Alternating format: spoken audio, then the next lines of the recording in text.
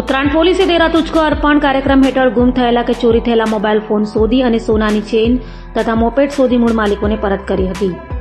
Surat police commissioner, સંયુક્ત police commissioner તથા નાયબ પોલીસ કમિશનર લખબીરસિંહ ઝાલા અને મદદનીશ પોલીસ કમિશનર આઈના માર્ગદર્શન હેઠળ પીઆઈ ડીયુ બારડની સૂચનાને લઈ પીએસઆઈ આરડી ધાદલના માર્ગદર્શન હેઠળ ટીમ પેટ્રોલિંગમાં હતી ત્યારે અનારમાં હેડ કોન્સ્ટેબલ ધર્મેન્દ્ર ગીરીએ ગુમ થયેલા ચોરાયેલા મોબાઈલ ફોન તથા સોનાની ચેઇન અને એક્ટિવા શોધી કાઢી મૂળ માલિકોને પરત કરાઈ હતી, જેમાં પોલીસે 19 જેટલા મોબાઈલ ફોન, સોનાની ચેઇન અને મોપેડ એક્ટિવા મળી મૂળ માલિકોને સોંપતા તેઓએ પોલીસનો આભાર વ્યક્ત કર્યો હતો.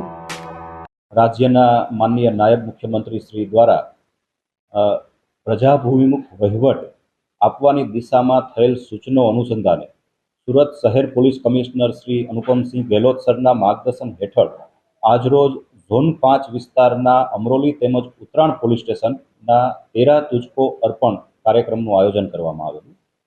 સમગ્ર કાર્યક્રમમાં લગભગ 40થી વધારે ફરિયાદીઓના સામાન સોંપવામાં આવેલા, જેમાં મોબાઈલ, સોનાના ચેઇન સહિતના 10 લાખથી વધારેના મુદ્દામાલનો સમાવેશ થાય છે. આ કાર્યક્રમનો હેતુ લોકોને વધુ પારદર્શી રીતે અને સરળતાથી પોતાનો સામાન જે છે, કિંમતી સામાન છે, એ પરત મળે તે છે.